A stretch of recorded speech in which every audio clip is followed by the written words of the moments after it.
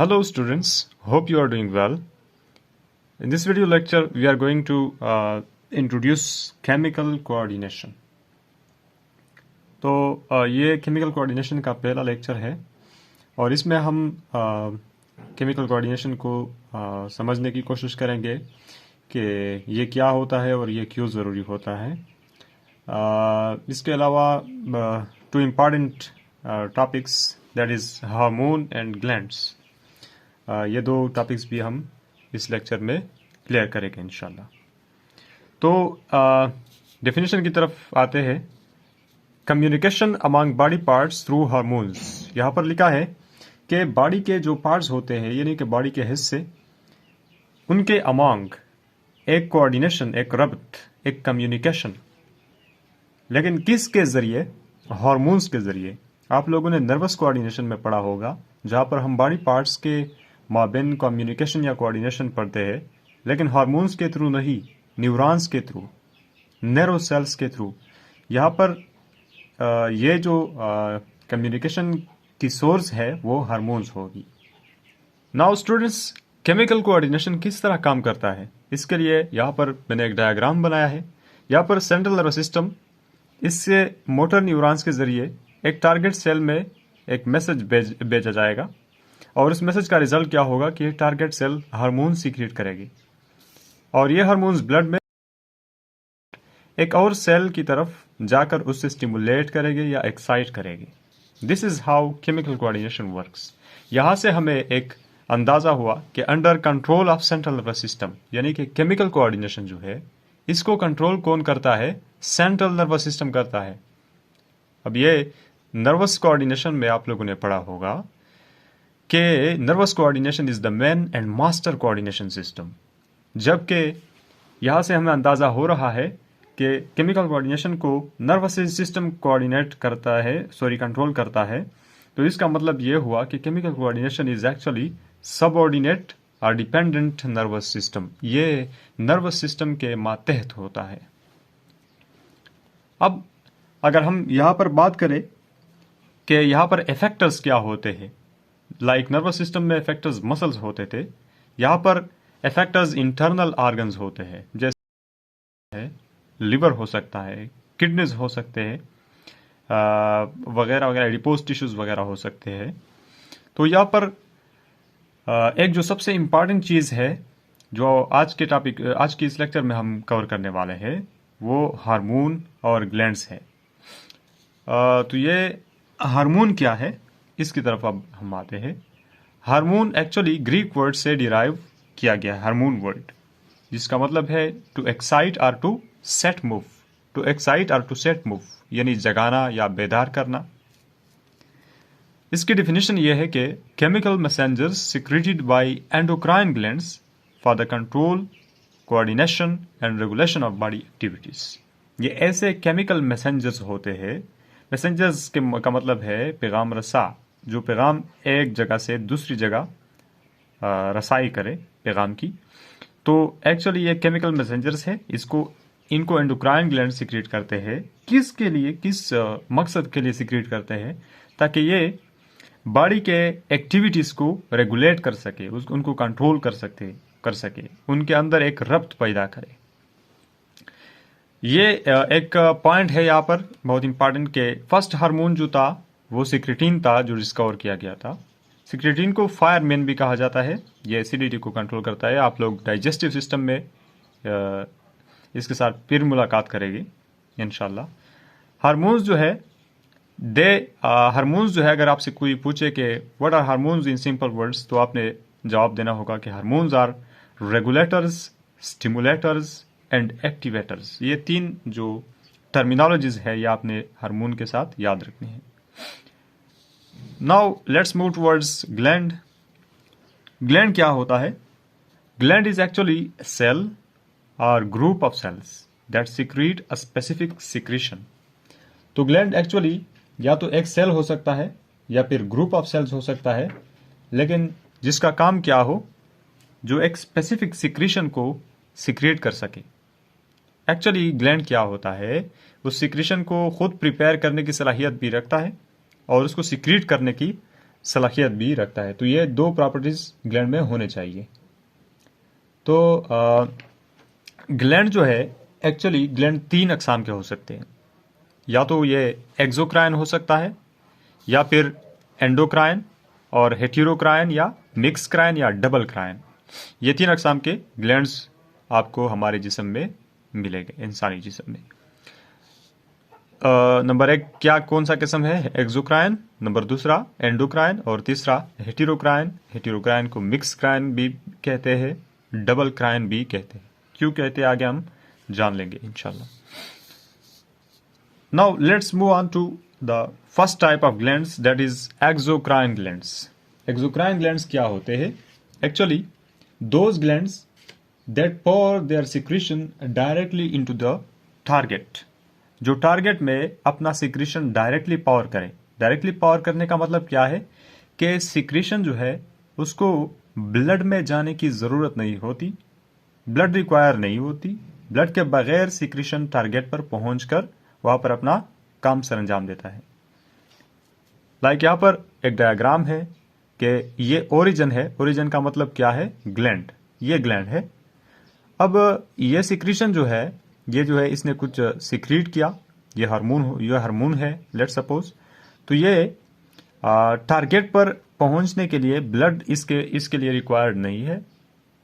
तो ये जो ग्लैंड है ये कहलाया जाएगा एक्सोक्राइन ग्लैंड।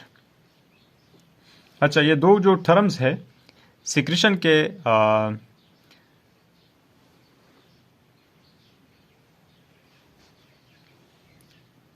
अगेन ओरिजिन वो पॉइंट होता है या वो साइट होता है जहां पर ये सिक्रीशन प्रोड्यूस हो जाता है, और टारगेट वो साइट जहां पर ये अपना फंक्शन सरंजाम देता है।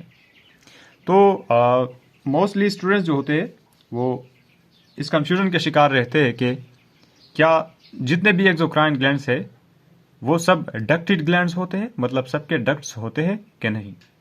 तो यहाँ पर मैंने एक सेंटेंस लिखा है कि most exocrine glands are duct glands. यानी यहां से अंदाजा हो रहा है कि सारे नहीं, लेकिन मोस्ट, ज्यादा जो है, ज्यादा जो हमारे जिस्म में ग्लैंड्स है वो डक्ट एक्सोक्राइन ग्लैंड्स है। अब इसका मतलब क्या है कि ये अपना सिक्रीशन जो सिक्रीट करते हैं उसको ब्लड रिक्वायर नहीं होती, यानी ये एक्सोक्राइन ग्लैंड्स होते हैं, लेकिन वो जो सिक्रीशन होता है वो टारगेट की तरफ एक डक्ट में ट्रेवल करती है।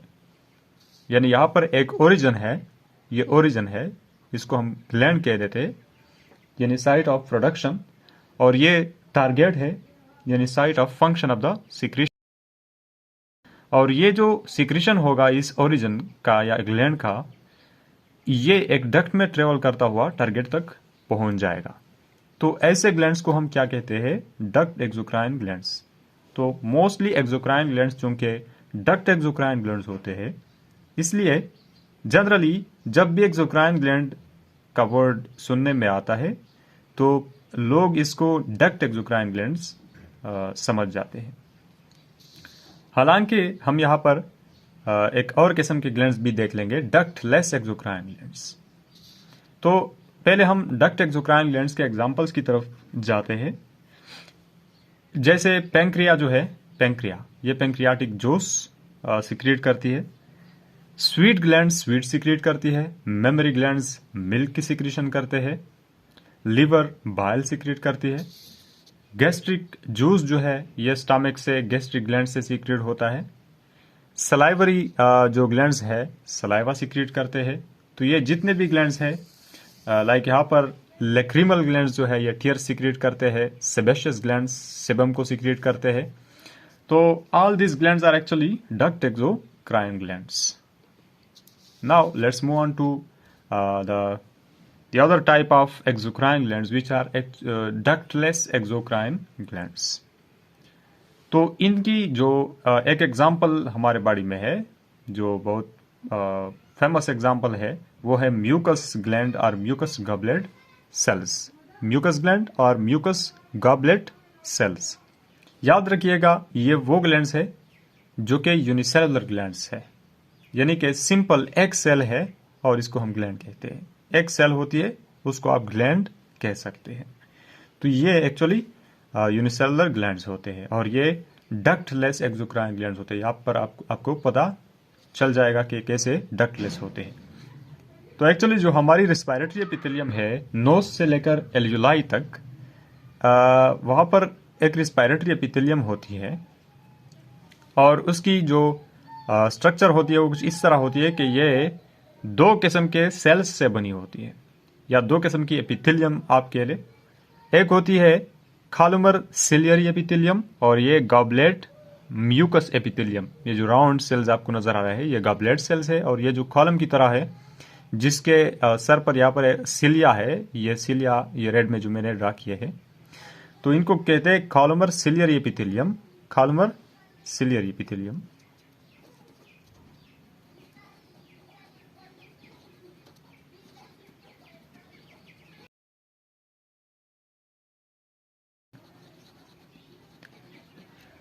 तो ये जो है ये कॉलमर सिलियरी एपिथेलियम, इनके हेड्स पर आप लोग देख सकते हैं कि यहाँ पर सिलिया है।